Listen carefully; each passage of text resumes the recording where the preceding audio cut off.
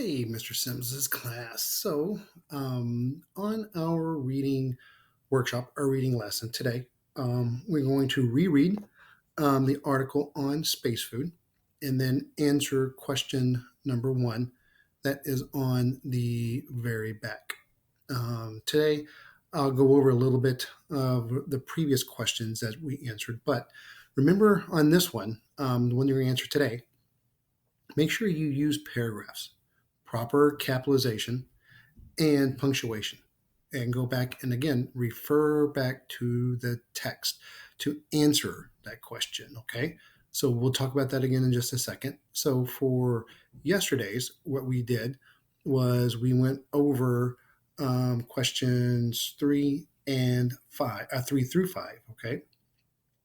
So looking at 3, which of the following describes how the text is organized? So this is talking about how the text is set up. How does the author put in the information in the article or in the passage? And again, if you don't know, always read back through the answers and go back to the text. That's important, is always to go back to the text if you're confused or you don't know. On number 3, the author discusses how astronauts keep their kitchens clean and how they get food in space. We can look at B. The author describes how or what astronauts do for food today and what they plan to do for food in the future. And the author discusses how astronauts keep their kitchens cleaned in space, and then what happens if they don't. That's C. D, the author describes 2 problems that the astronauts have in space and then goes into detail about how they solve them. Well, if you look at the first 3, they're kind of giving you what happens, how the astronauts do things, how do they plan, how do they keep it clean. That's not how the text is organized, right? If you go back and you look through it, you see that the author talks about a couple of different problems.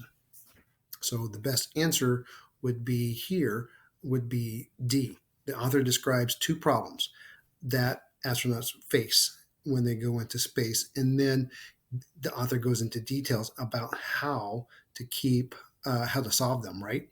So the first 3 are kind of talking about, yes, those are some things that some challenges that astronauts face, but it doesn't talk really how the text is organized, how it's set up. This gives a problem, and then it goes into details or answers of how they solve those. So look at 4. Which of the following must happen before astronauts can eat food in space? Again, if you're not sure, try to mark some out or put like a little question mark to go back and refer to it. So 4, letter A, the food must be packed up and brought with them. The food must be looked over for mold or bugs.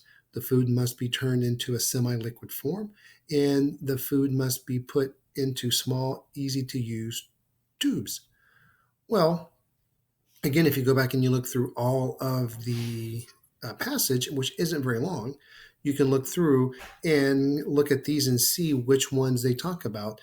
What must they do before? So one of the first things they can do, astronauts, what can they do before they eat the food? Right.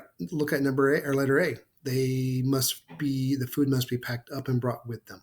Okay, so that one will be letter A. Again, if you're not sure, go back through the text and look at each one. Read the question, read each possible answer, go back and see if you can match it up with the actual article in the passage. See if you can find something in the passage.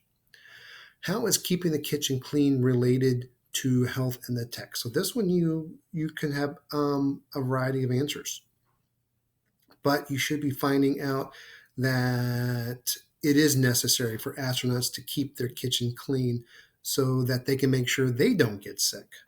You might mention that the author does describe the size of the kitchen, as that's important in keeping it safe. And stating back in paragraph 1, you really know how important a clean kitchen is if you live in the same small space for weeks. Okay, so that could be part of it. The author also says that the kitchen isn't clean, people's health could be at risk, kind of like what we face today, right? We can kind of feel for those astronauts, right? Because we're kind of confined in a space too.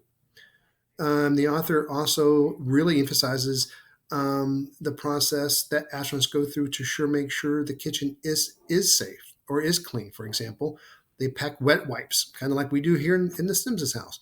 We pack wet wipes in plastic bags, then they can use them to clean trays. That's in paragraph 8. And then, and all if astronauts don't keep their kitchen clean in space, they could get sick. So that could go along with what we face today. So today you're going to go down and look at the back page in this discussion questions. So here you need to brainstorm your answers to the following questions that the space provides. Again, we need to read through the directions carefully. Be prepared to share your original ideas in a class discussion. We'll see if we can do that. Maybe when I meet with you one-on-one, we can talk about that specifically. But brainstorm.